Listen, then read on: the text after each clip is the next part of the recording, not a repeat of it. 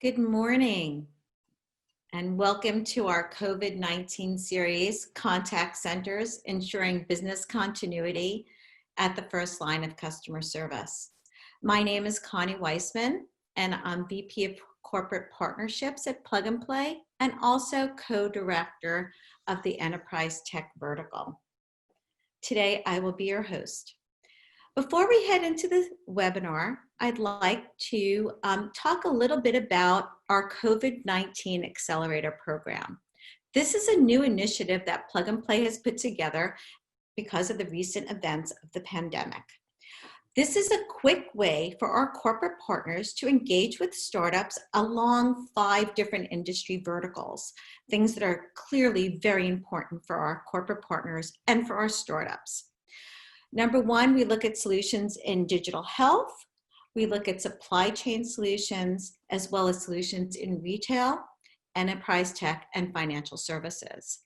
So this is an initiative that we've put together. And if you're interested in learning more about it as a corporate partner, because you need a solution to help with your enterprise, or if you're a startup that has a solution that you would like to share with our corporate partners, please feel free to contact me or anyone at Plug and Play Tech Center. My contact information is connie@pnptc.com. The next piece of information I'd like to share with you is our Enterprise Tech Vertical and our focus areas that we look at in this vertical. We have been running this program for the last 2 years, and typically these are focus areas that would apply to most industries, no matter, most businesses, no matter what industry you are in. For instance, we look at cybersecurity solutions, we look at remote workforce and HR solutions, we look at growth and customer experience solutions, IT and IT infrastructure, and of course, big data and data analytics.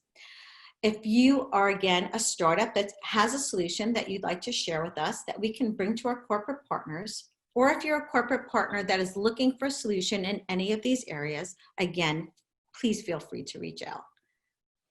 So today's webinar, we're thrilled to present. We have 2 industry leaders that will have a fireside chat, both Jasper Weir and Stephen Ehikian. Stephen will be asking Jasper some interesting questions about best practices in customer service. In addition to our fireside chat, there will also be 5 startup presentations. They will be presenting for 7 minutes each, and you, the audience, will have an opportunity to ask them questions. And then we'll wrap it up. So, without any further ado, I'd like to introduce our 2 industry experts. Jasper Weir is co-founder and president of TaskUs. TaskUs is a global digital outsourcing and consulting company with over 20,000 full-time employees.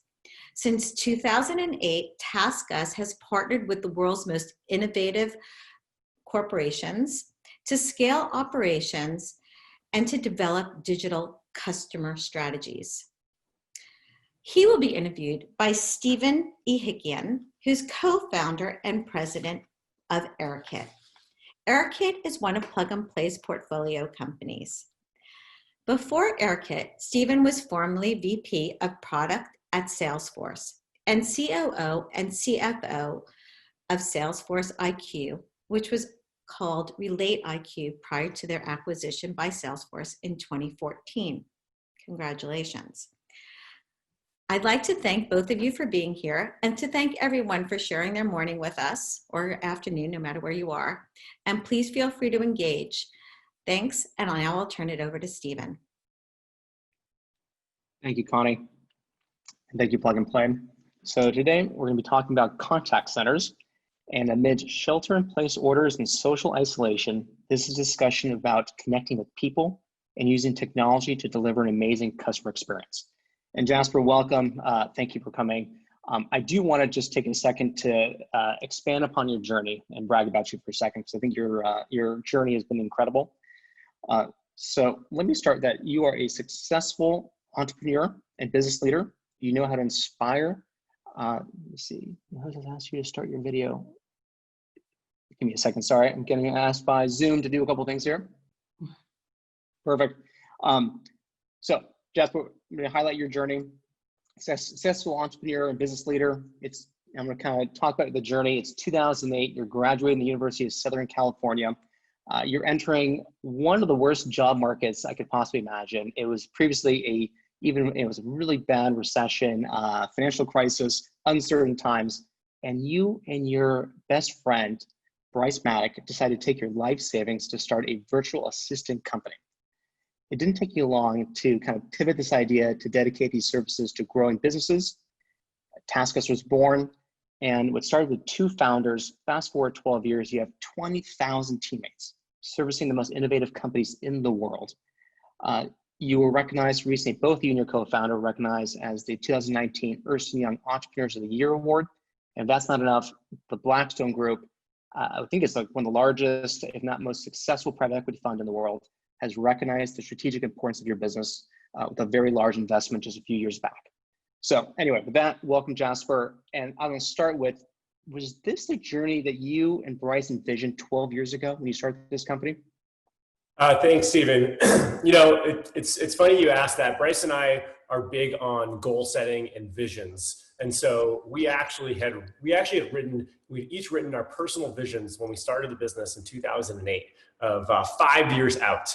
And somebody in the office found those visions lying around and read them to the whole office after 5 years. And there were some things that were quite aligned and some things that were quite different. Bryce wanted to sell the company to Google for $1 billion or something like that within five years. Mine was much more modest. But we've always been big on goal setting. I would say when we started the business, honestly, the kind of growth we've had has been, I don't think we could have pictured where the company would be today, being 2 kids, literally kids in an office with no experience. And you're right, the worst economy we've had in recent history. So every day that goes by, we're super grateful.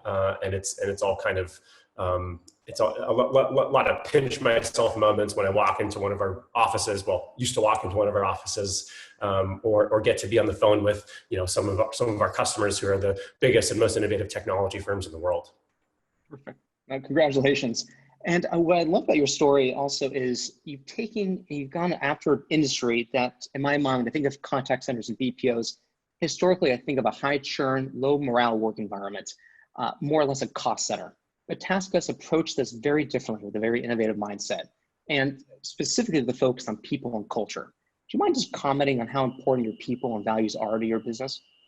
Yeah, I mean, it's everything. And, our inexperience, going back to our story, we tried to use as an advantage because we had no idea how this industry works. We kind of fell into it, and we would hear from people, oh, you shouldn't be on the floor talking to the agents. You shouldn't do that because then they're gonna ask you for things, right?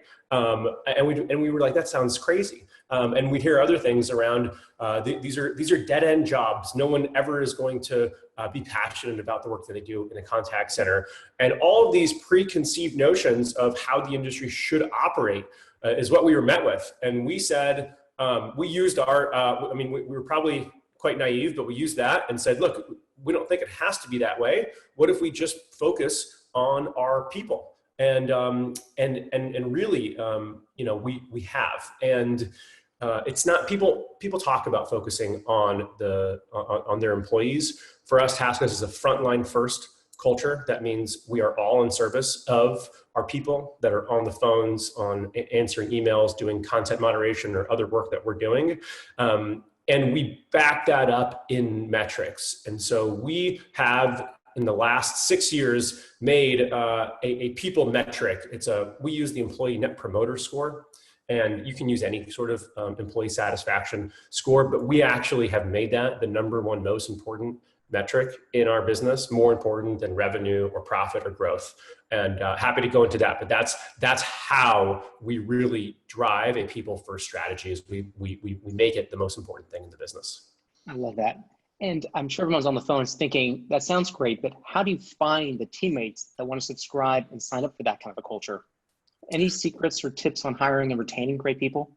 Yeah, I mean, it's really challenging to do, especially at scale. I mean, we're talking about, we have months where we'll hire 1,000 people across the globe, and so it is quite challenging to do at that kind of scale. What it comes down to is clear core values, and these are guiding principles of how somebody should act when they're not in the presence of their manager, right? If they need a guidebook in terms of how should I respond to the situation. And so I think integrating core value questions specifically into the hiring process and being really clear on what attributes you're looking for, right? So like for us, one of our core values is continuous self-improvement.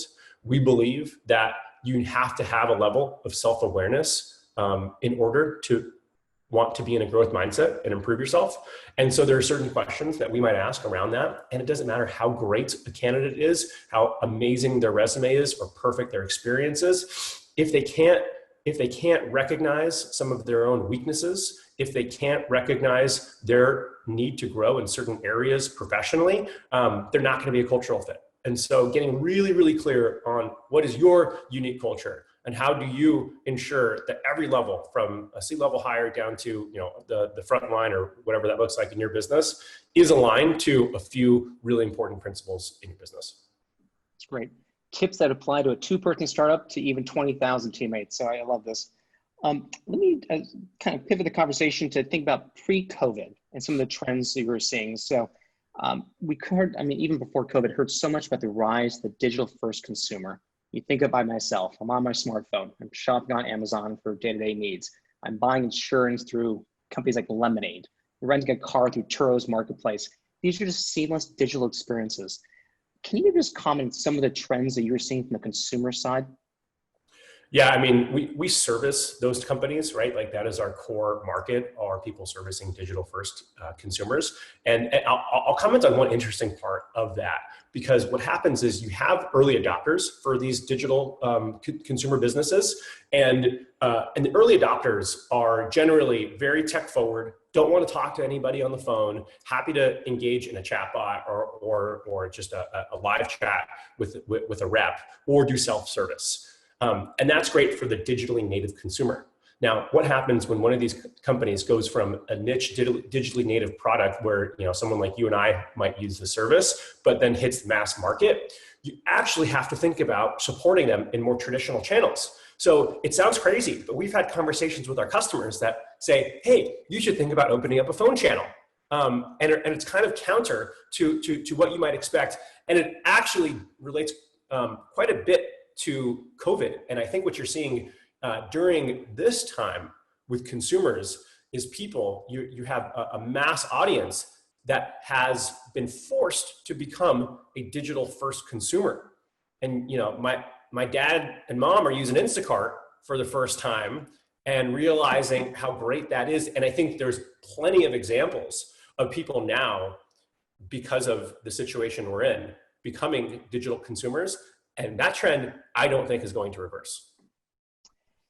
So I love this. And this is, I don't think, a secret to most companies, but companies have been investing in digital transformation efforts for years and years.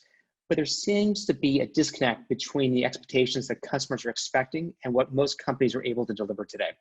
Why is there a disconnect, despite the fact that companies know they need to transform and provide a better experience, but they just aren't able to?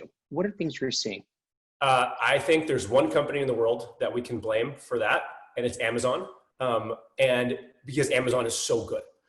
Amazon at one single company, I think, has fundamentally changed consumers' expectations. Changed consumers' expectations on delivery times, right? I mean, before Amazon, a week, 2 weeks of getting your item was normal. Now, if you don't get a package within 2 days, it's like, what's going on?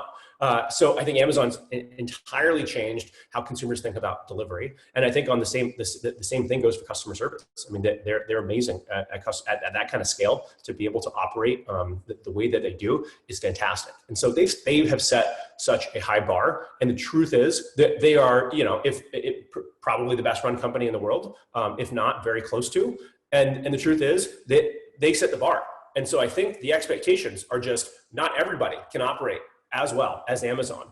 And it's a really high bar, but companies are having to deliver and having to step up to the plate to try to deliver to the consumer experience, which is much higher now than it used to be.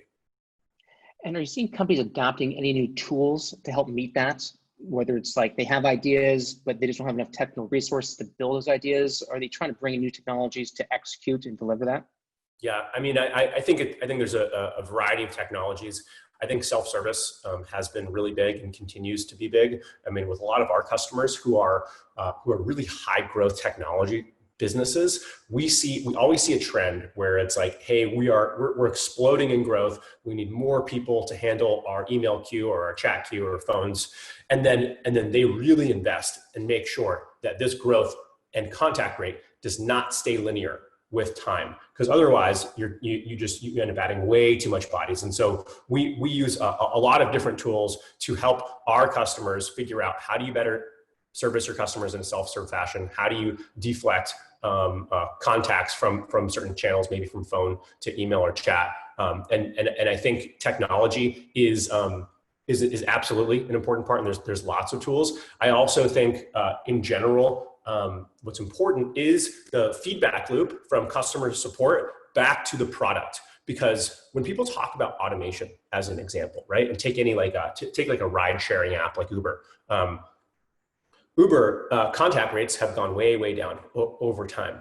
Part of that is due to maturity of the customer knowing how to actually use the service now. And part of it's because the product has just gotten better and better to use. Take a simple example, something like refunds, which used to be a manual process and required hundreds of people to be able to just deliver refunds to customers. Now is an automated process because they did an analysis and saw that you were just refunding everybody anyways. And so to me, that's not like automation, like AI or chatbot automation. That is improving your product and automating processes because you're improving your product. Same thing for how you can see, an Uber or Lyft, you can see the color of the car. You know what that does? That reduces contacts and missed rides in busy intersections in cities where you can mistake a black Prius because there's 4 of them, right? And so those are simple product improvements. And I think it's important to determine the difference between a product improvement that drives contacts out, and then how do you actually leverage technology to additionally drive contacts out. And I think we see our customers doing both. It's amazing. And I'm actually curious, that feedback loop, where does TaskUs sit in terms of helping companies learn and almost accelerate that loop back to the company to help accelerate the product development? Yeah, I mean, you talk about customer expectations. Our customers' expectations have grown and grown as we've been in this business, and I think that they've grown for the industry. Where a decade ago or longer, a company like ours might be just a simple labor arbitrage, right? How do we get people up and running in an offshore environment? And we operate in 6 countries, including we have thousands of people in the US as well. But sometimes people, I think in the past, are just looking for a cheaper labor solution.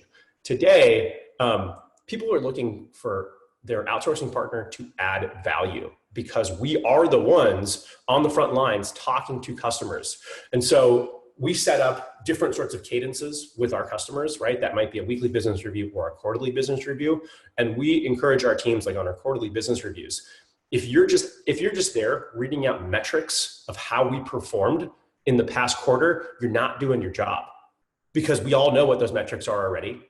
Those are transparent and should be. The quarterly business review is a time where we come in and we tell you how to improve your business, because we are listening and we have that frontline first mentality. We believe in a bottoms up approach to innovation, where we're asking our teammates, what are you seeing? What are the tools that you're using that can be better? What are the customer processes that are most frustrating, or you're finding yourself spending the most time on that you really maybe didn't have to? Or what are ideas that you have for the product? And we facilitate those ideas from our people on the front line, and then really form our own opinions on how we think our customers can be improving their business, and including, of course, the work that we're doing in the contact center. That's right. Actually, we started AirKit with the exact idea to help companies almost digitize their end consumer experiences and also learn the data to help improve the actual end product. So I want to transition to post-COVID. COVID hits, right? Early March. You were actually early in terms of kind of raising your hand and say, let's figure out the best way of making sure our teammates are safe. But how did you move 20,000 people immediately to a work from home setup? And I'm actually curious, any new tools or processes that you had to learn to adapt very quickly? Yeah, it was hard, but we made a swift decision on March 16th. This was we have the bulk of our people in the Philippines, and Duterte had an executive order that was going to make it difficult for people to work in the office, and we had been following the situation and just realized from a health perspective we had to not risk our teammates' health and put people at home. And so the way we looked at it was kind of three stages. One was get people, because we have to send people home with PCs, right? Not everybody has a laptop, and our clients certainly aren't going to allow, in some cases, people's own PCs to be used. And so the first thing we had to do was partner with our customers on hey, we have to move for a work from home environment. Here are the potential risks associated with that. Here's what that means for your business. And our customers were moved really fast and were fantastic to work with. And step one was getting agreements with our customers and alignment on what we could do.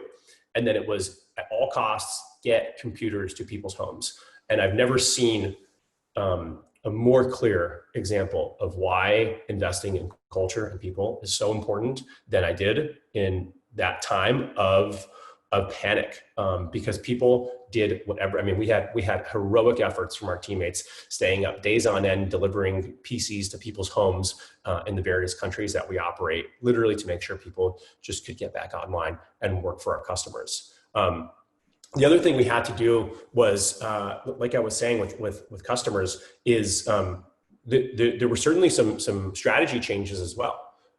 So certain channels, if for example, if we thought it was going to be difficult to operate in a phone environment from work from home in the Philippines or India, some of our customers made the decision together to turn off phones and just double up on chat resources. Other ones, and it's been interesting to see, I wonder if consumer expectations are changing now because of COVID, or if this is a temporary lapse, because what you see, I think people have had experiences. We've certainly seen some of this where there might be a rooster crowing in the background or a child crying. And the thought is, hey, that's really unprofessional and people won't like that.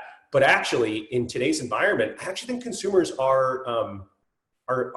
kind of humanizes what's going on and allows for a person-to-person connection. Now, I'm certainly not suggesting that, and we are taking as many precautions as we can to make sure our working environments are secure and quiet and allow people to do their best work. But it's an interesting time to be operating from home.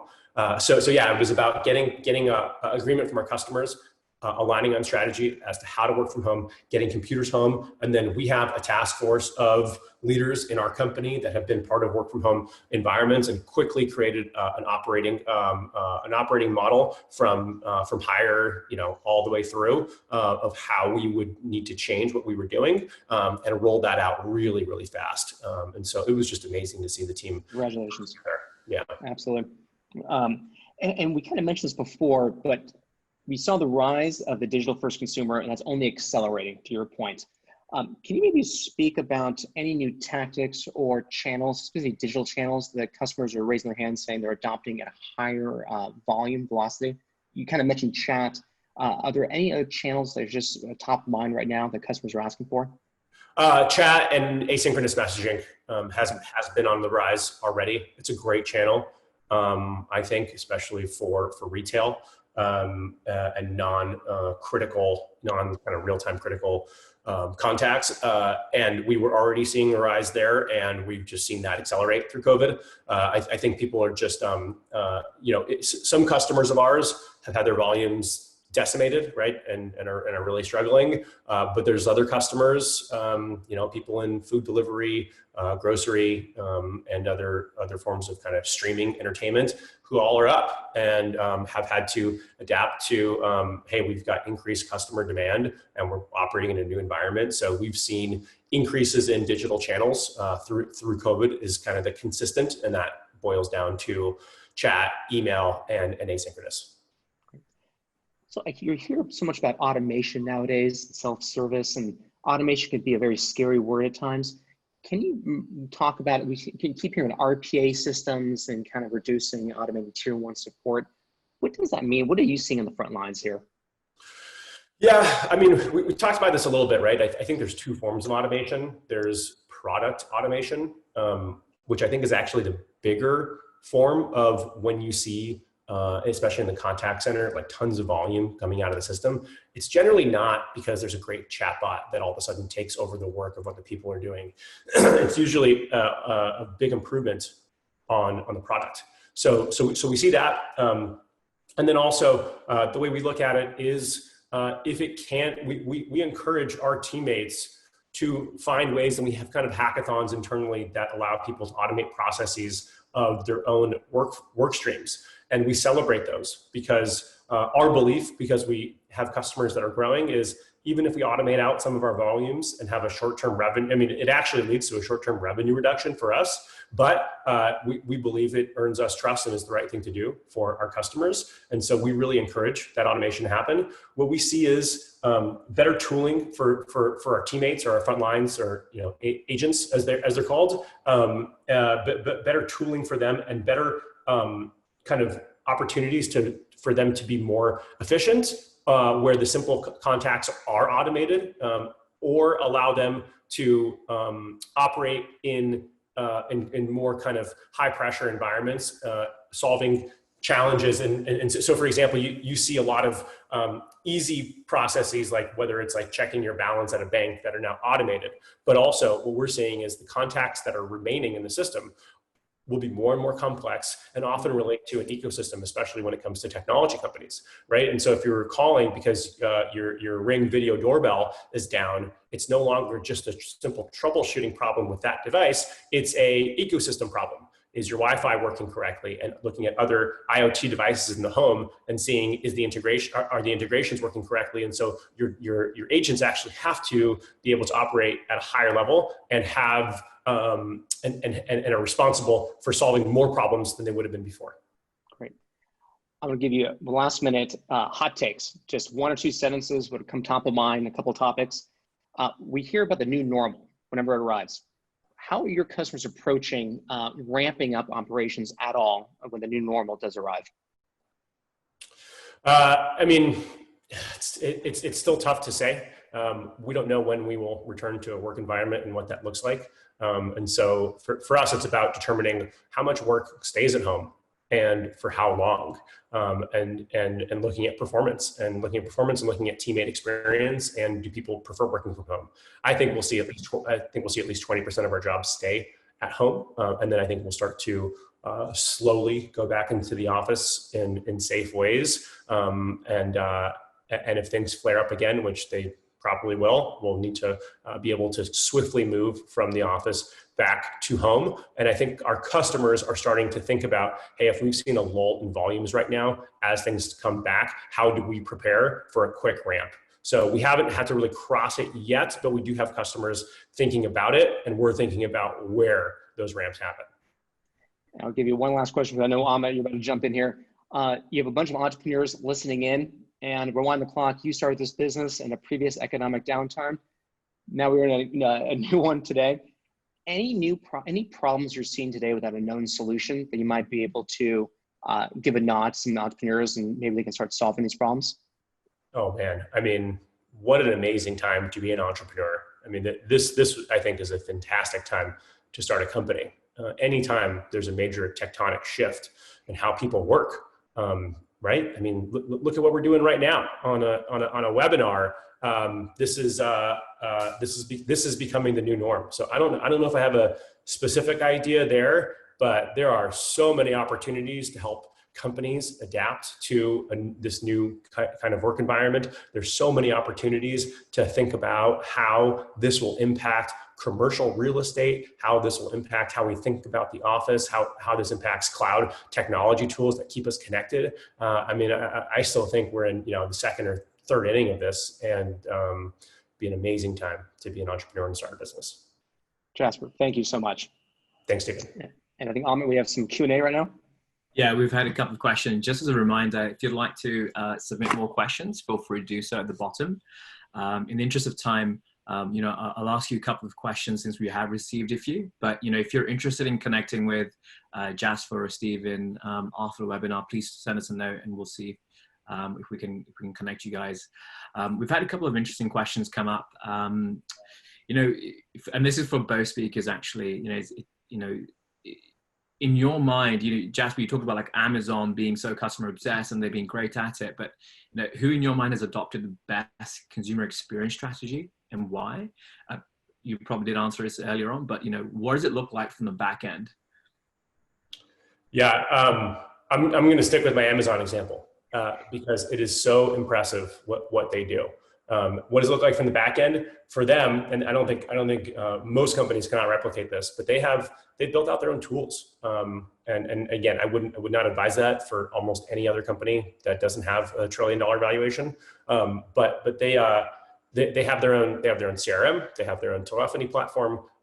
They really have built this in-house, and not just technology, but process as well. And they have just been so thoughtful around everything from how they deal with outsourced partners, how they set the right expectations or guidelines in training their consumers as well. So I think there's no one solution or one thing they've done that's excellent. I think it's a combination of years and years of hard work and thought that goes into every part of the customer journey. And like you said, Amit, being customer obsessed. People talk about that. Amazon, I think, is truly lives that. And so yeah, I'll stick with them as my answer. And Stephen, same question for you. Since your experience with finding Relay IQ and then eventually selling it to Salesforce and being part of the Salesforce team, developing the Salesforce Einstein. Based on your experience, who do you think has kind of adopted the best consumer experience strategy? And, again, what does it look like from the back end? Because I think, for a lot of companies who want to adopt these kind of strategies, I mean, you've got to start somewhere. Well, it's funny. We really started AirKit with the idea that every company out there wants to look and feel like Amazon, right? Where you want to have this effortless customer experience. And these are known problems, but they're hard to solve unless you have a monopoly business with some of the best engineers in the world to work on these to build their own toolings. So, example, we started AirKit with this idea of being a low-code platform that sits on top of your existing infrastructure to basically empower non-developers to build these types of experiences that we all want. So the problem we're solving is companies don't have enough technical resources to dedicate to servicing sales and service leaders that want these effortless experiences. So to answer your question, the back end looks like whatever systems you currently have in place. Those are really hard to swap out, but think about adding a layer, an application layer on top of it to empower your kind of ops leaders to become builders. And so to that point, I'd be curious to know who should be involved when you're developing your customer experience strategy? Which team should you be bringing in? It's a great question. It starts with having a business problem to solve. So you want the line of business owner in sales or service that usually has a specific problem they want to solve. IT wants to be involved and needs to be involved as well because they have the integrations to those back-end systems. So say it's a combination of thought leadership and business leaders in conjunction with the IT. And ultimately, IT departments are feeling the crunch of no longer being in the centralized team. They're kind of decentralized right now. We're hearing from a lot of IT and CIOs is how to push development from their core unit to the edge of the organization to empower leaders to become more self-sufficient. And then in the interest of time, I'll ask one question, and this I think is really relevant, we're seeing a lot of companies today, offering essentially their products for free. And so, once this is over, once we get back to the new normal, what do you think will take to convert these users to full-time, lifelong customers? And it's a question open to both. I'll start with Jasper. Yeah, I mean, I think this probably applies better for Stephen and technology products. I think for us, we've adapted it, but we can't just stand up teams for free because we have to pay people. But we have contributed to a lot of efforts around COVID. I think the way to do it is set it up where it's kind of like a freemium model, and maybe you get you continue to get certain aspects for free over time, but to continue to receive the full product or to continue to receive a upgraded version of the product that you have to pay. I think people, I think it's great to see people jumping in and providing free products, but it's also at the end of the day, people need to make money, and I don't think consumers will feel that they're being taken advantage of, or that the company's doing anything unfairly. And people have done amazing things during this time, and I think starting to charge to run your business is totally okay. I agree with that. And the one thing I'll say is free is a great strategy to get started with customers, for them to understand what you do and the value proposition. But I also find with great products, customers are willing and actually want to spend for your services. So I think it's key as an entrepreneur to think about building a solution that, one, you can lower the gates to get customers in to try it. But once they try it, they should want more of it and be willing to pay a premium for those services. I think in our case, we're finding customers, once they experience the power of empowering teammates to build automated solutions, they want more of it and spread it throughout the organization. So this is where product really matters to get in. But thank you so much for kind of hosting kind of the conversation, Stephen and Jasper. Thank you so much for joining. Again, to the attendees, if you have any questions and you'd like to be connected with Jasper or Stephen, kind of what they're working on, what they're building, and you think could be leveraged in any way your organization, feel free to reach out to us, and we'll be happy to connect with them. And then with that said, thank you guys, and then we'll now start with kind of our startup presentations. But thank you so much. Thank you. Thank you, Jasper. Thanks to the Plug and Play team. That said, as kind of an extension of kind of this webinar and discussing different solutions that can be applied to help deliver better customer experience, customer interaction strategy, we're going to hear from 5 different startups. And just kind of as a kind of general rule, if you're not speaking, please put yourself on mute. And if you have any questions for the startup, feel free to type it out at the bottom of the screen. And then, if you have any general questions, just use the chat feature that's on the right-hand side.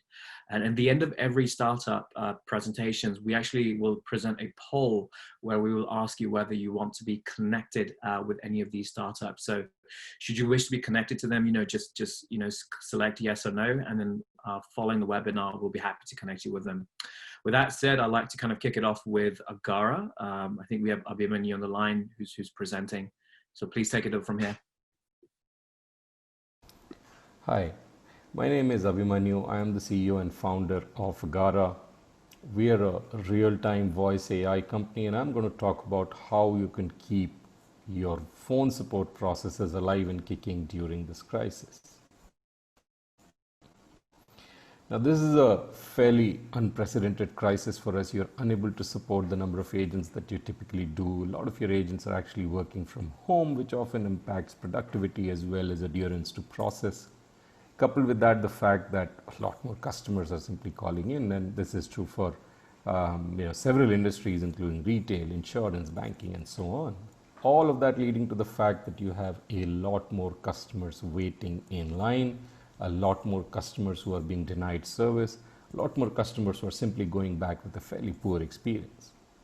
And we don't necessarily need to do that. This is where Agara comes in. Agara is an autonomous voice bot. It's designed to handle a very large volume of customer calls. It's designed to deal with conversations in a completely autonomous manner without requiring any human assistant whatsoever. And it's powered by proprietary real-time voice AI tech. Now, what sort of things can it actually allow you to do? The basic autonomous call handling capability allows you to create pretty interesting experiences. Number one, when your volumes are through the roof, your customers are waiting a long time, could we potentially give them an option to leave their information and then we call them back when some of the volume has died down? Or alternatively, could we simply look at directly resolving their query right on the call? That's where Agara comes in. Say your IVR determines that a new call that a customer has put in is going to be waiting for about 5 minutes, maybe 10, maybe 20. And at this point, transfers the call to Agara, which poses the question to your customer, would you like to wait for 10 minutes or would you like to have a conversation right away and see if we can resolve it? Alternatively, would you like to leave your details and we'll call you back? If those customers say yes, and a lot of the ones which have non-urgent, non-critical queries will choose to say yes. Agara either takes those details and keeps them in storage for calling them back later, or it actually resolves their queries right off the bat. The end result, your entire pipeline is choked a lot less. Your agents are focused on conversations that do require their attention right now. And overall, customers aren't waiting around in queues when they can actually get out of the way. Using the exact same capability, you can also provide customer care during off-duty hours. Now, you may not be able to do this today. You may not be able to provide manual support, at night and 24/7 services and so on, simply because there isn't enough stuff to go around. With Agara, anybody who does have a time-sensitive query or can actually get their problem resolved directly with the bot does not need to come join your voice queue the next morning. And so therefore, once again, you're able to reduce the size of queue. Now that's right there in the volume management side, but that's not the end of it. The beauty of something like Agara is you can use it directly to resolve a number of your low-level queries, fairly transactional queries, but queries which essentially compose a fairly large majority of your overall volume. Simple things like invoice-related actions, order-related actions, logging a ticket, rescheduling or canceling orders. These are all things which require some basic amount of data, a fair bit of understanding of the conversation, but the resolution itself is not that complex from a process point of view. Agara is not only able to have the conversation, it has the ability to get the requisite information, get the requisite data from the appropriate systems, and resolve the question for the customer right on the call. And all of these customers, a lot of them with a few minutes worth of conversation in them, are no longer sitting inside your queue. Now, all of these capabilities don't come at a huge amount of cost to you in the sense of disruption of your IT systems. Let's take you through what exactly does it look like. This is your typical telephony setup that you see on the screen. The customer calls up, you land up on a telephony system, which probably has an IVR, and depending on the setup, it will transfer you to an agent and so on. Where does Agara fit in? The telephony system transfers the calls via what we call a SIP trunk to Agara, which is then able to take over the conversation directly with the customer. At this point, the IVR system does have a record of the call. It never loses track, but the conversation is now dealt directly by Agara. And when the time comes, if the time comes, Agara is also capable of transferring the call to your agent. So at no point of time do we have the potential of a disrupted call. Now this is the base model, which is where Agara gets integrated with your current IVR. We also offer Agara in a more standalone avatar where we generate a phone number for you. You're able to use that phone number directly. Your customers can call you without having any other context. And once again, Agara is able to transfer to your agents even if the initial conversation did not have any connection whatsoever. The benefits of all of this, call wait times go to zero. This is a system that's always available to respond, costs a fraction of what you're spending today. It's instantly scalable to no matter what's the size of volume that you're looking at. The implementation is really quick. The analytics are incredibly deep. So all in all, a huge, well-rounded solution available to you. If you're interested, if this is something that works for you, I'm here to talk more, and I'm here to take any questions that you might have. Thank you so much.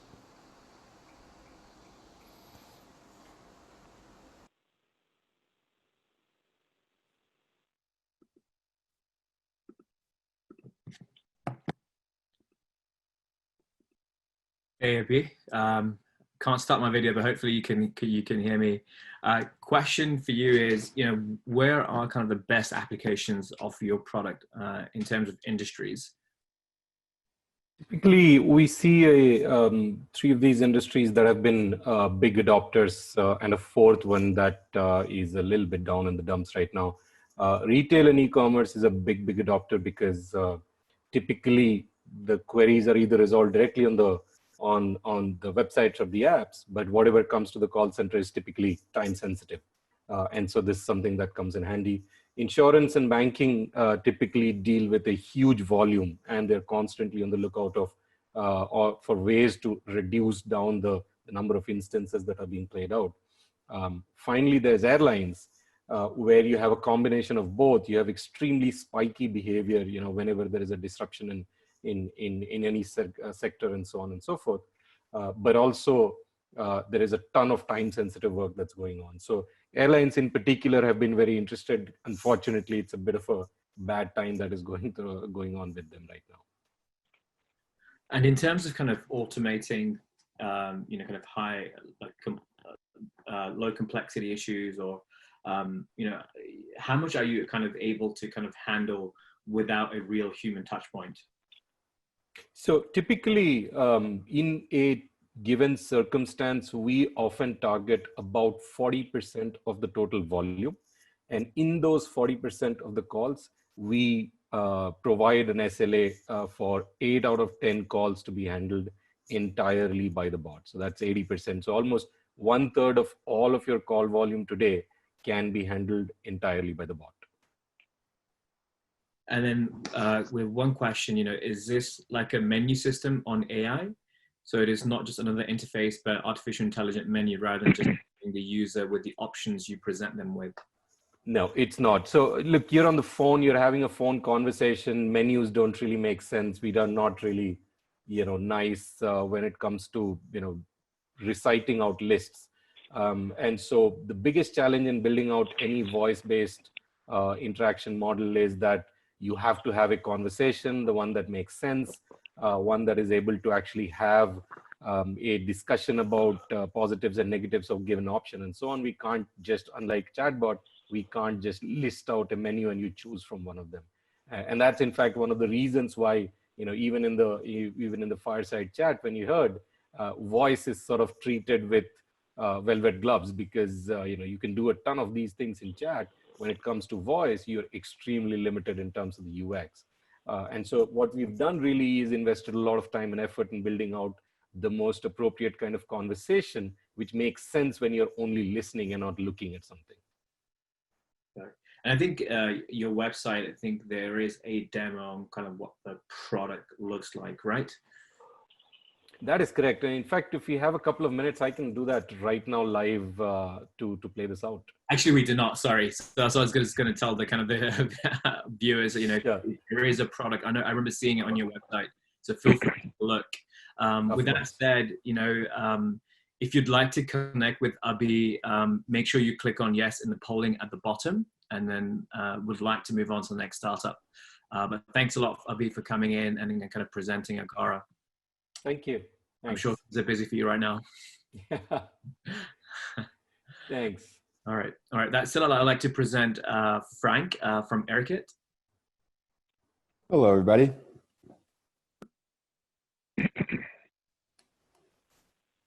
All right. Thank you to the Plug and Play team for hosting us today, and thanks everyone who came to spend some time with us.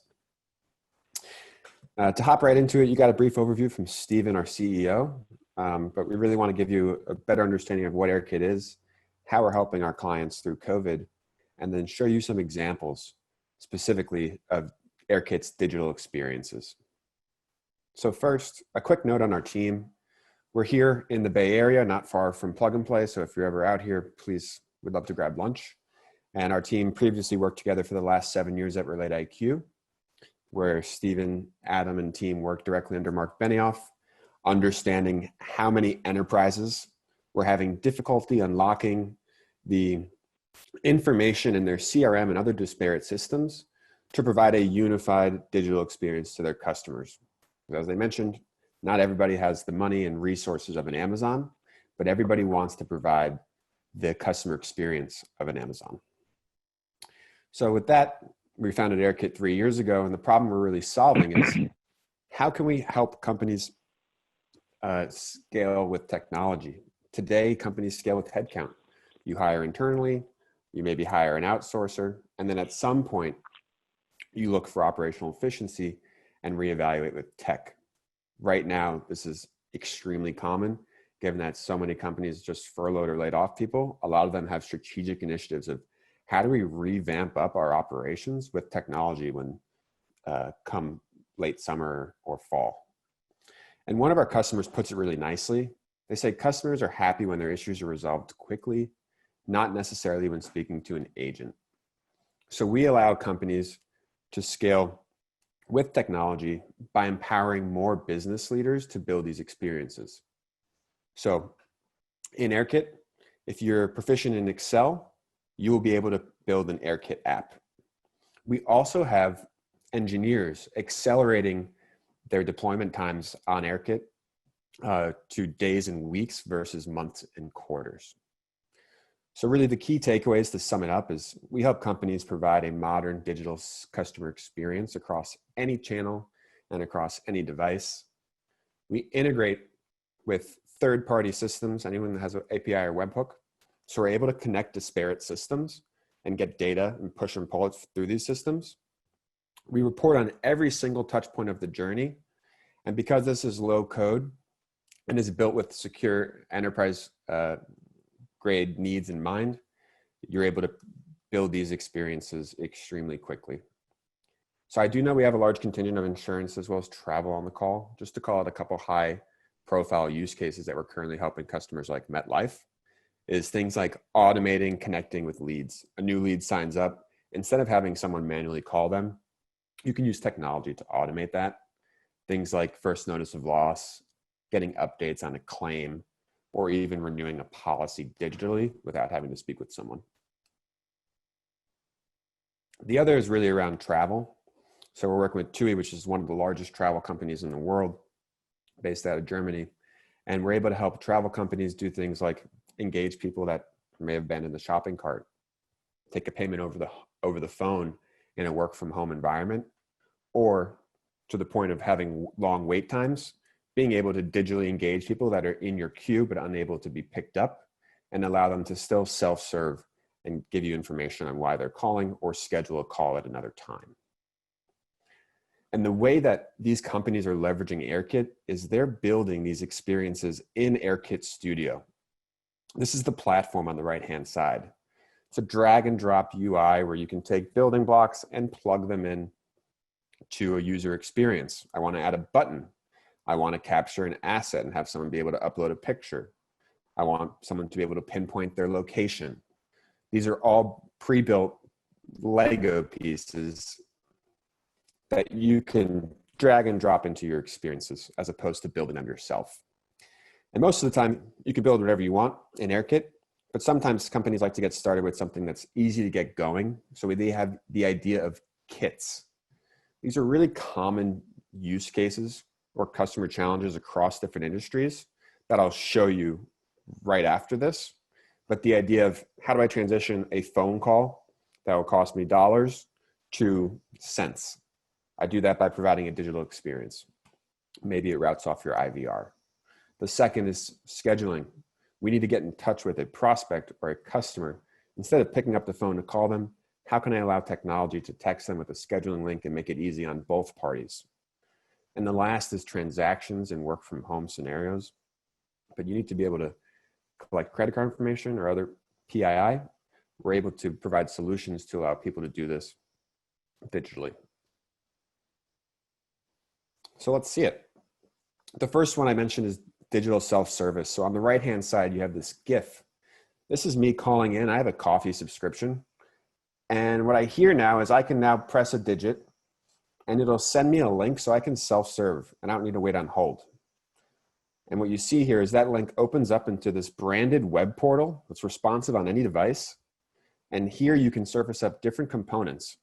Maybe I need to change my delivery address. Maybe I need to change my subscription, or maybe I want to embed a CSAT.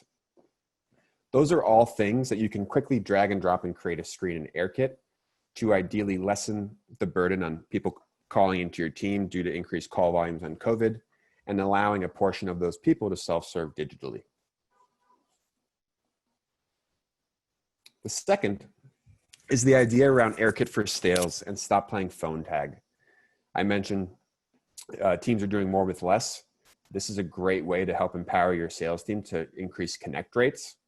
So what this is showing you is when any new lead comes in, we're able to automatically engage them with an SMS, with a link that brings them into this really easy UI to schedule a call. And then I'll receive confirmation text messages and reminder text messages as that call comes up. So again, I'll receive a text message as soon as I sign up. I can schedule a time right there or choose to receive a call right now, making it really easy on both your customer and your sales team to get in touch and get connected. This is typically replacing 2 outbound phone calls and voicemails with 1 text message. And lastly, I mentioned being compliant in a work from home scenario. So allowing your agents working from home to take payments. We do this really savvy solution where any agent can open up a web link from home. I can enter in the customer's details, payment information, anything else. And upon pressing submit, I will send that customer a text message with the secure link where they can then go and complete the request. This can all be completed while I'm on the phone. So there's a touchless experience and there's no credit card data or sensitive information being touched by the agents in the contact center. So hopefully with those 3 examples, you have a better idea of what are some of these types of customer experiences AirKit can create. One that is top of mind that I want to share, which is relevant amidst COVID, is AirKit's been doing some things with national and global healthcare providers to do our small part in being able to help. So what we've created, and this will show you how quickly you can get a solution up and running in a real life environment, is we've created an app for COVID-19 testing. And there's 2 parts to it, but you'll all be able to try this app in one moment. The idea here is how do you allow more people to get tested today when this is all we keep hearing about in the news over the next 3 months? And how do you allow them to do that in a safe digital way? We've created an app where a patient can essentially click a link, scan a QR code, input all their information to then pass that to the facilitator when they come to a drive-through location. So if you'd like to try that experience yourself, take your phone, open up the camera, and go ahead and scan that QR code on the right. You'll see that will activate a text message to send. And in response to that, you'll be able to experience it yourself.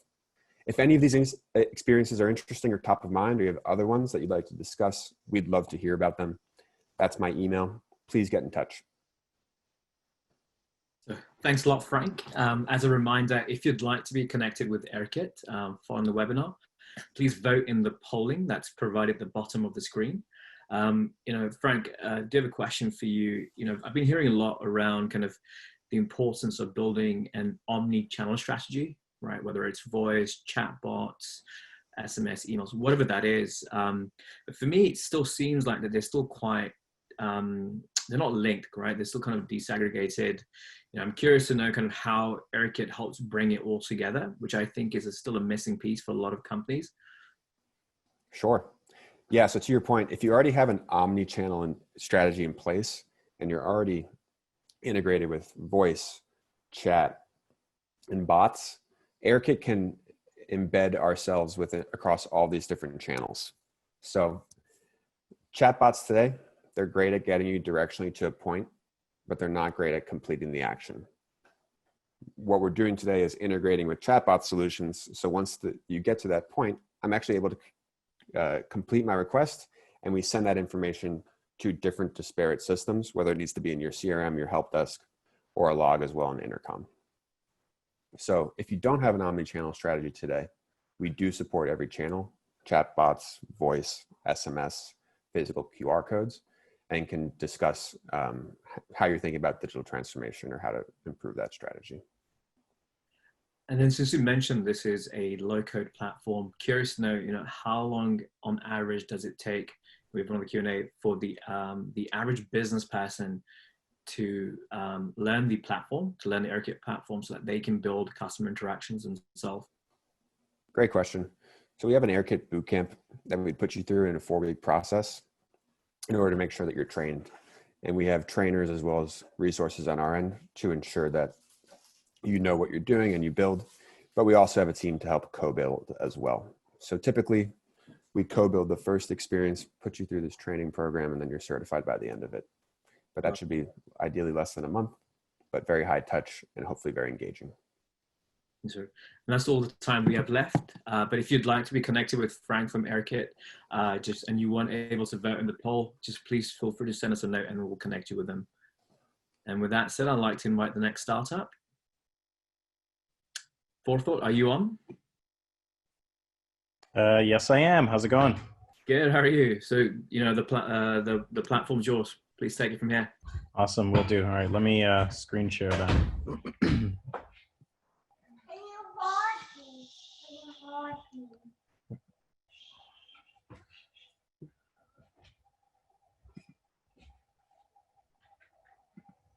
Okay.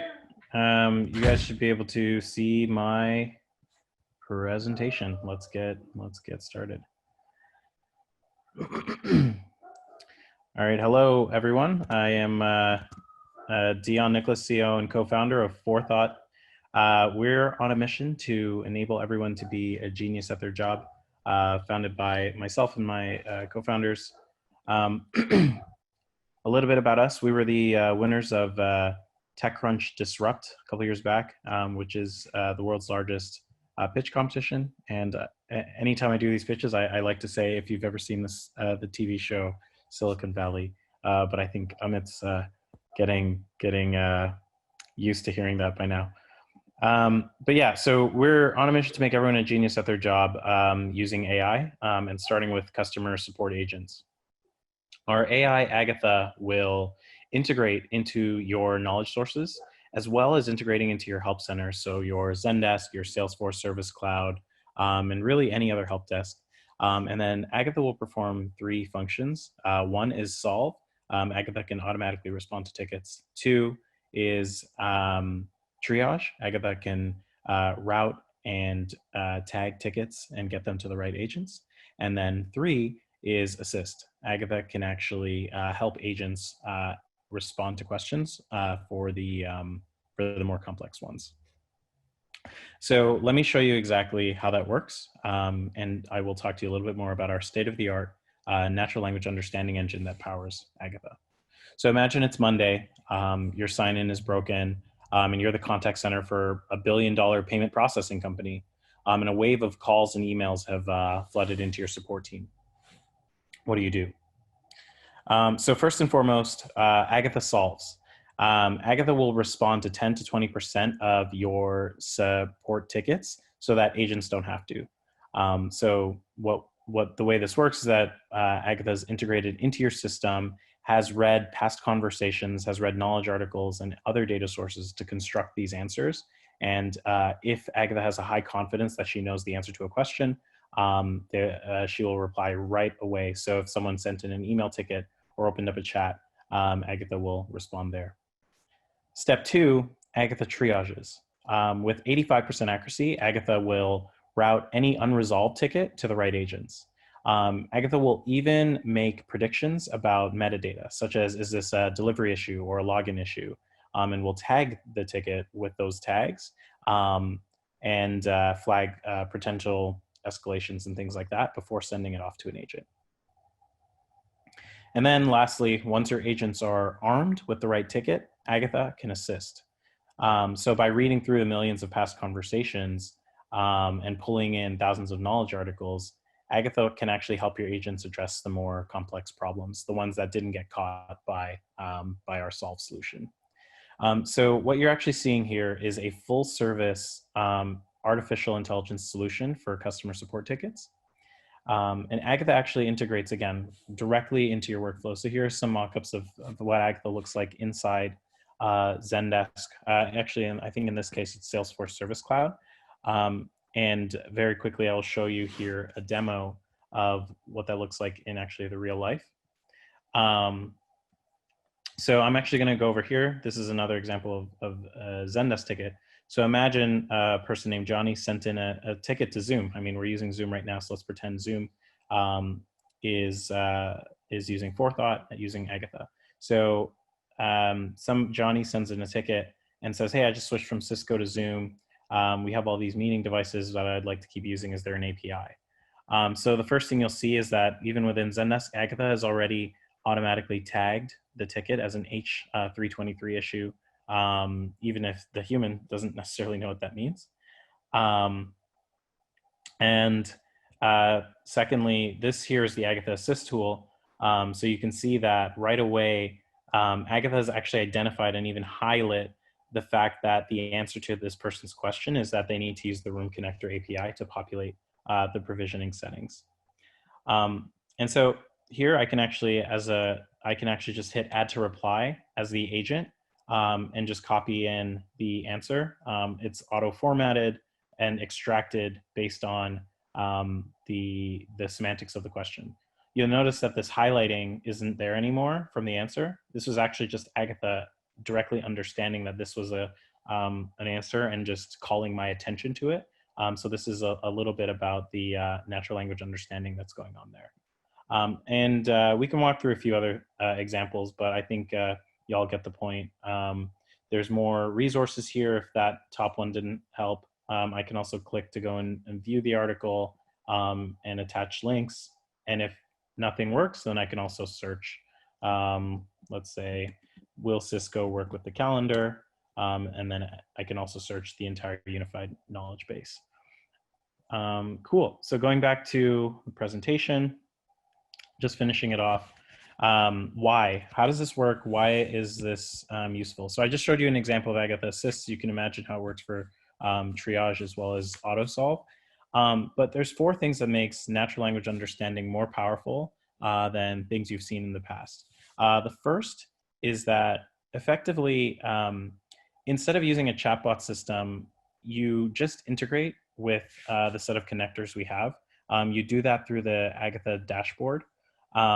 And so Agatha is actually automatically constructing questions and answers and figuring out what answers can be applied, as opposed to you having to create, keywords or rules in order to train the system as you would with a chatbot. So instead of taking months to kind of do professional services, you can take days, basically as long as it takes to index the data before you're up and running. Second, because of the power of the natural language understanding that you saw, and the fact that Agatha can even pinpoint semantically, even word by word or sentence by sentence answers to questions, this leads to a huge accuracy. So we're able to provide an accurate answer for 50 to 60% of all tickets. So what that means is about 1 in every 2 tickets, there's a slam dunk answer from Agatha, even for the very complex cases, like things like Zoom or finance, taxes, you name it. We can provide an answer. And then the Agatha can expect the unexpected, again, because you don't have to train it or create any keywords or any rules. Agatha will actually try and figure out novel use cases and stuff like that. So for example, if you trained, if a new case started coming in, like let's say COVID happens and you suddenly start getting a bunch of questions about PPP loans and you're a benefits provider or something like that, then the moment one agent answers that question, Agatha will index that answer and then we'll start to figure out what a good answer to this new unforeseen issue is. And then lastly, Agatha again is prepared for the complex. So that's about it for us. You can see kind of some of the customers we've worked with and how we've been able to help. But yeah, that's it. Thank you. Thanks a lot, Dion. And as a reminder, if you'd like to connect with Forethought, please use the polling button at the bottom, to just make sure that, we have the details so we can connect you after the webinar. We have a few questions coming in. The first one, is there only support for English or do you have support for multi-language countries? Yeah, we actually recently launched multi-language. So We actually use a model that supports 100 different languages now. So yeah. And then how do you ensure quality? You mentioned that, Agatha is able to kind of siphon through, historical data, how previous cases may have been handled. But, how do you ensure accuracy in this case? What's the quality control measure here? Yeah, so we have both explicit and implicit signals. So the implicit signals are things like when an agent eventually responds to the question, we're actually tracking how much of our answer they used in terms of overlap. And so over time, if we're seeing that the answers we're suggesting are not actually getting used, then that actually creates this feedback loop. And then there are other explicit signals, like if you saw earlier, there's a thumbs up, thumbs down button, so people can go in there. And then as we're building out more dashboard functionality, we're going to add a way for admins to go in and say, hey, this anything that comes from this article is probably bad, or this paragraph is probably bad. Got it. And then, final question, beyond kind of the third-party applications that you're able to integrate with, how easy is it for you to integrate with legacy in-house built systems? Yeah, so especially for our larger enterprise customers, we actually we will do a professional services to integrate with new systems. So if it's a system that has an API, then we can integrate with it. Otherwise, we might have to use a web crawler or other kind of system, but we do integrate with proprietary systems. All right, thank you so much, Dion. Thank you, everyone. Appreciate it. Yeah. And again, if you missed the polling and you wanted to connect with Dion or Forethought, just send me a note after the webinar and we're happy to connect you guys. With that said, I'd like to invite Srini from IGO. Hello, Amit. Can you hear me? I can, yeah. Okay, great. The platform. Let me go ahead and share my screen. And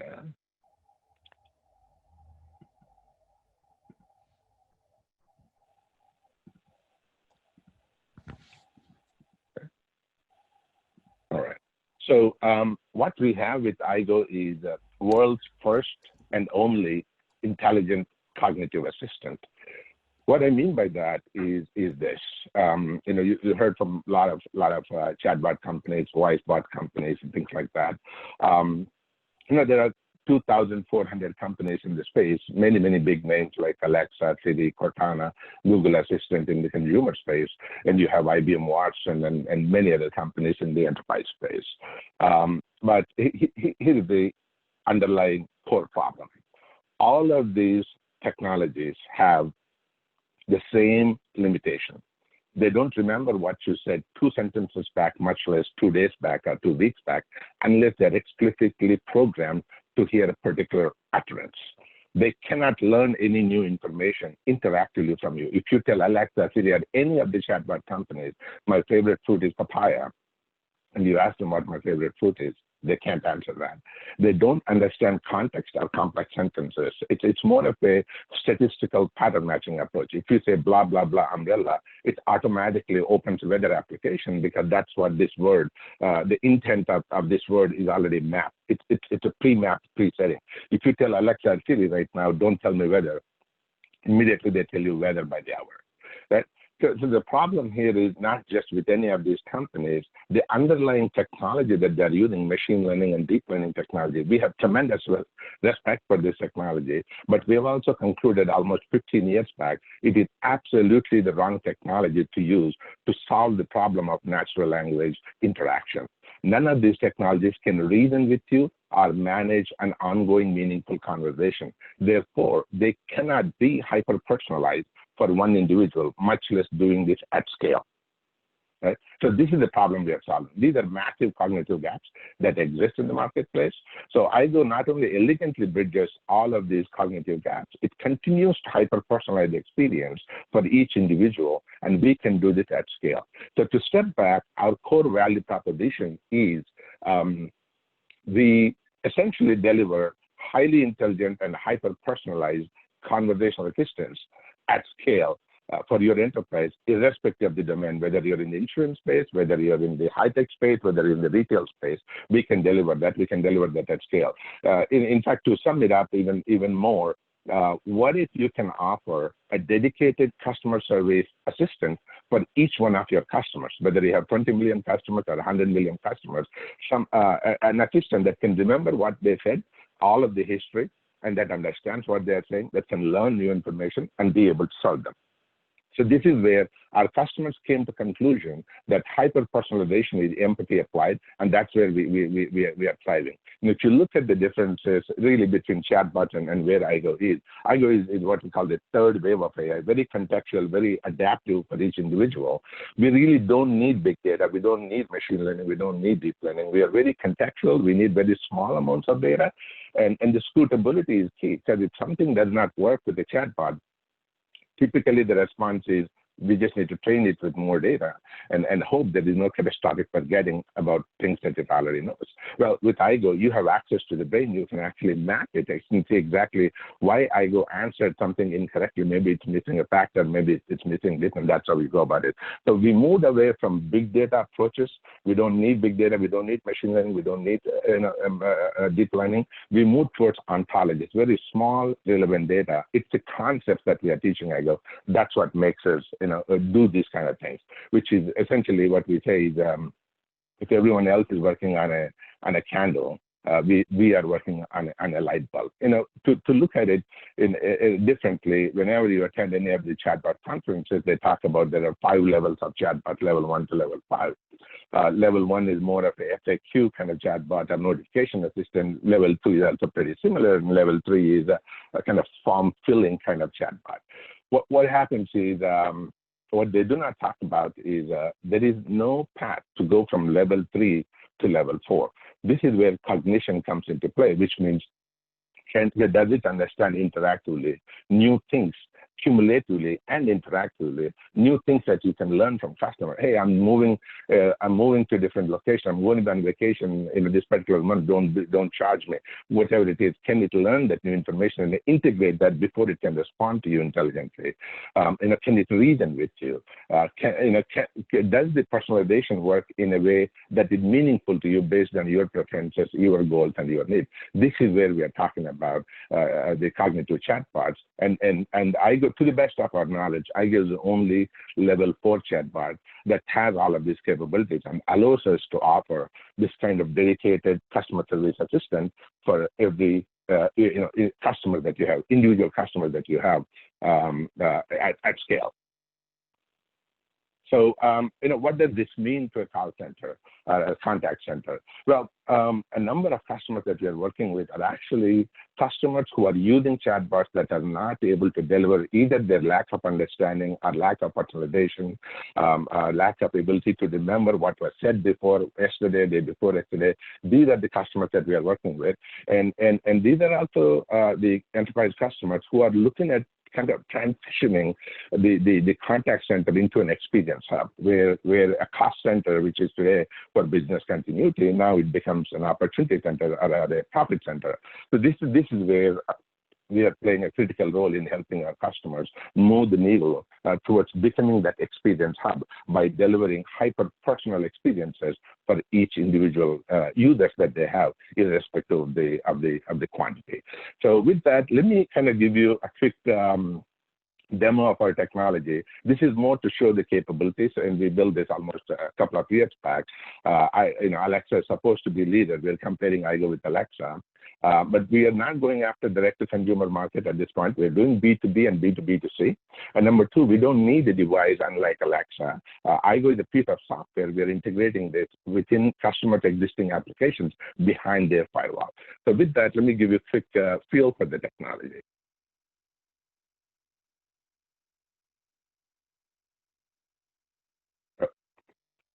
Are you able to hear the sound?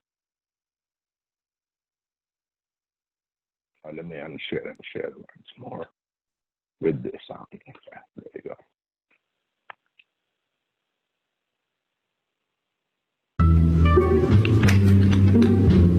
All right, Alexa, add chips and guac, napkins, and 3 bottles of wine to John's birthday list. I added chips, guac, napkins, 3 bottles of wine to your shopping list. Actually, Alexa, Remove the napkins from the list. To clear your list or remove an item, visit the Alexa app. Okay, then. Alexa, what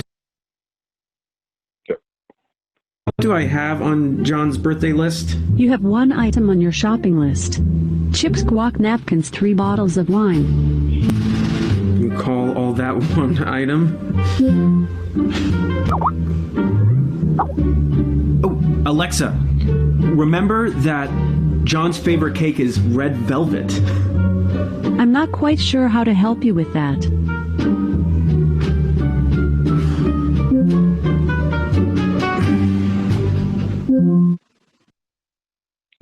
All right, let's make this happen. I go. Hi there. What's on your mind? Let's add chips and guac, napkins, and 3 bottles of wine to John's birthday list. Good morning, Sam. I don't know what guac is. Oh, guac is the same thing as guacamole. Okay, creating John's birthday list. Is that okay? Yep. I added chips and guacamole, napkins, and 3 bottles of wine to John's birthday list. What was the food on that list again? Chips and guacamole and 3 bottles of wine. Actually, let's make that 5 bottles. Sure. The list is now 5 bottles of wine, chips and guacamole and napkins. Great, let's send it over to June. And ask her if there's anything I'm missing, please. Sending John's birthday list to June via email.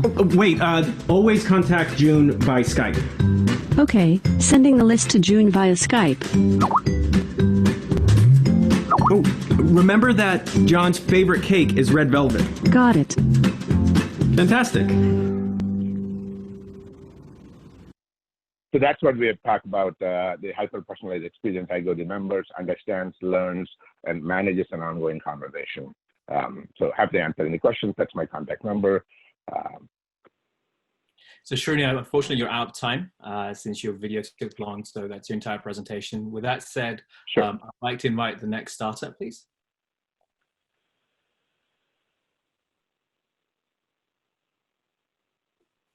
Liam, are you on? Hey, yeah, I am on. How's it going? Good. How are you, Liam? Liam, Good. the platform's yours. Excellent. Well, I think, let me pull up the slides here real quick. I think that we were going to go with the recorded version just in case of internet issues, but I can pull it up either way. So 1 second.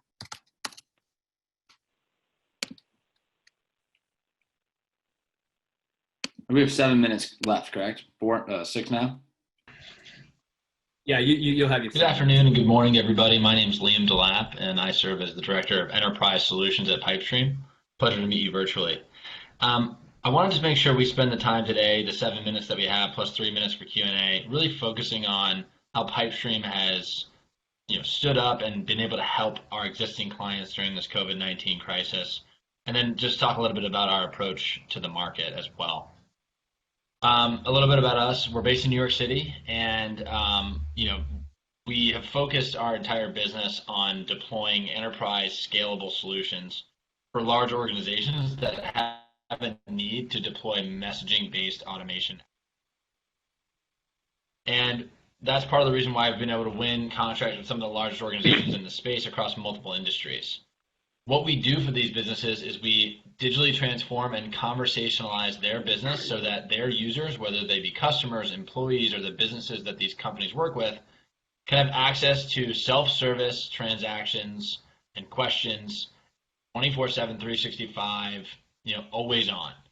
And if you think about it, that's really the reason why people are calling your business now during COVID, is because likely you haven't been able to empower them with the tools and the power to self-serve on their own, to change their password, to check the status of an order, to file a claim, to download a form, to do whatever it is that is the reason why people are picking up the phone to call your business. Now listen, phone calls are here to stay, but a huge volume of the reason why people are making phone calls is really something that you shouldn't have to have come into your contact center. And Pipestream works with you as a business, as a technology plus professional services, to ensure that your prospective end user, whether they be a customer or an employee or whoever's inquiring about the specific question at hand, can be empowered with all of the information and transactional power they need to create a gateway into your business to self-serve. And obviously, the analyst community is out there agreeing with us. Now that technology is good enough, most people prefer to message with businesses. When the technology is good enough to be put in front of customers, it is the preferred way of getting a task accomplished. And part of the reason why people haven't been able to stand up these types of solutions is because if you think about like the top 5 biggest banks who've been at the leading edge of conversational automation, not every company that that we work with, and likely a lot of the companies that are on this call, have $10 million to invest into a conversational AI practice within their organization. And it is a multi-million-dollar investment. And it typically doesn't even generate the results that you were looking for on the back end, because so many, politics and different influencers come into the fold that don't allow you to get the speed to value that's required to benefit your business now when it needs it most, which is during this crisis and even not during this crisis. And so what we've done as a business is created an end-to-end platform called Pipestream that will conversationalize, visualize, and provide a gateway for your users to transact and self-serve in a conversational way with your business.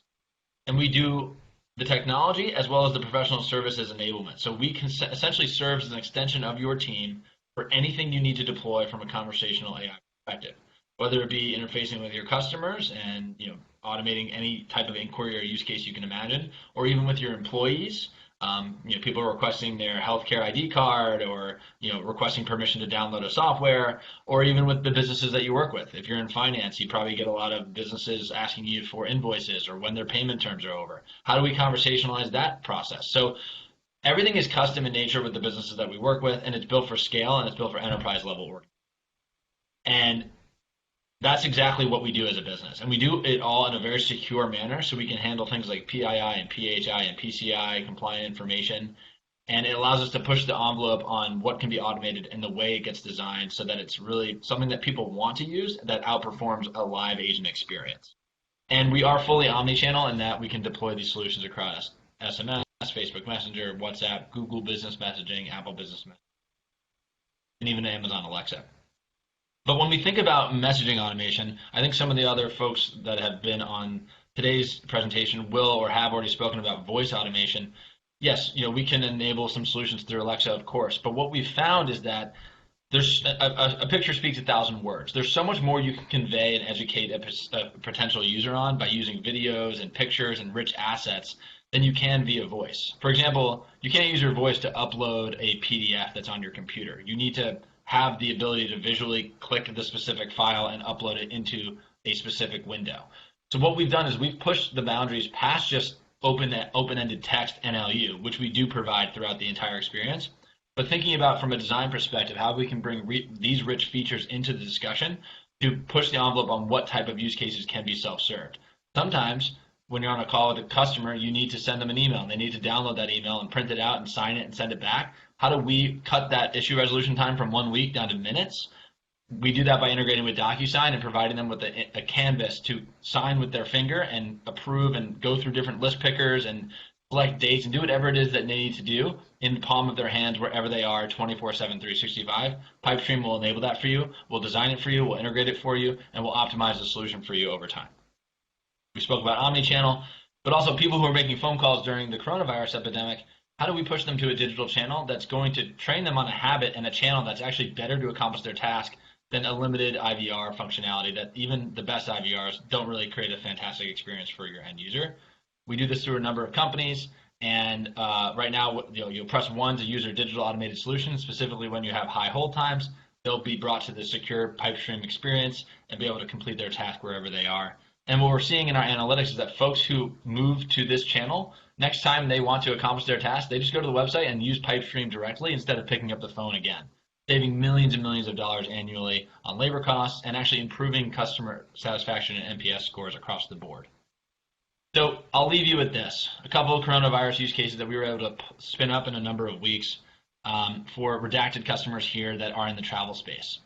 And so, if you think about, what are the reasons why people are calling now more than ever, and how can we front end and empower them with self-service tools that allow them to complete their task and be educated and be fulfilled and empowered to move on and to have the best possible customer experience. And that's what Pipestream does. We've done that with TriWest for veterans. by pushing people towards the digital solution to schedule appointments with physicians for the Veteran Affairs of the West Coast. And we're seeing a 91% success rate and automation rate. Lastly, I'll leave you with our approach, which is we are not going to let you do this alone. We're not throwing the technology over the fence for you to fend for yourself. We are going to bring this team of experts who've done hundreds of deployments and can bring the best practices in design, integration, and optimization to the fold and bake that into the cost of how we do business. And that allows us to have speed to deployment that's going to help you now more than ever during this crisis, and allow you to really be able to project and forecast the costs associated with that. And the way that we price ourselves, which I'd be happy to speak with you and follow up about, is about 10% or less of what it would take a live agent to accomplish a similar task. I really appreciate your time today, and look forward to potentially speaking with you in follow-up. Thank you so much. Any questions? I'll take them right now.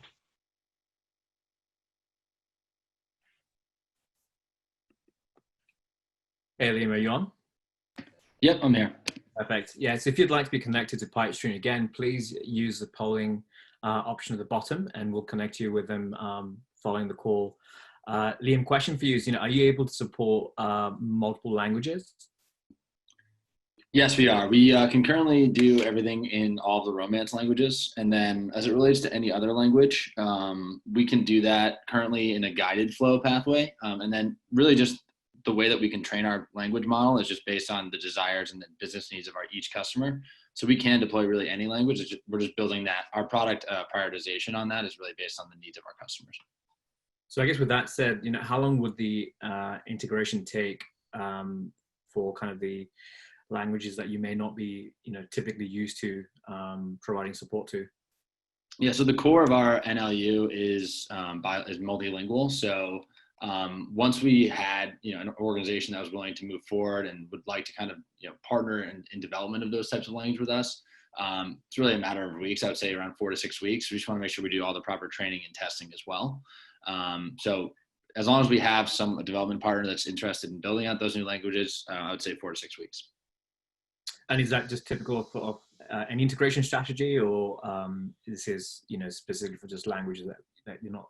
Yeah, I mean, language. The approach to building a new NLU model versus the approach to integrating and standing up a solution are two different approaches. And I would say again, it really just depends on also the ontology that we're looking to automate, right? So we don't need to define every single word in the dictionary of Korean as an example in order to stand up a solution. It really just depends on the business goals and challenges that organization is facing and what type of solution is going to help drive the highest containment rate and the highest CSAT. So we're going to really focus on what utterances and what intents are going to be required to build out and map in that language as the first step, as we take a consultative approach to understanding these needs. And then from there, in that order, build out the ontology and the NLU models that are required to stand that up. Got it. That's all we have left for questions. But if anyone wants to reach out to Pipestream, and in case you missed the voting and the polling, feel free to reach out to us, and we'll be happy to connect you with Liam. With that said, I'd like to hand it over to Connie to wrap things up. Thank you, everyone, for being here today, especially to the startups that presented. We really appreciate you being here and being part of the solution. I guess the silver lining of COVID-19 that we found out today through our speakers is that this is a wonderful time to be an entrepreneur. The silver lining is COVID is presenting us with some opportunities for the new normal. So we're helping to solve for that. So thank you. If you're a corporation and you have an interesting challenge that you need help with solving, we can give you a list of startup companies, a curated, vetted list, very specific to you and your challenge, that we can work with you on. So please reach out to us if you are a corporate that's looking for a solution. And if you're a startup and you have a solution, please continue to work with us, and we'd be happy to introduce you to our corporate partners. Again, my name is Connie Weissman. Thank you for being here, and we look forward to seeing you next time.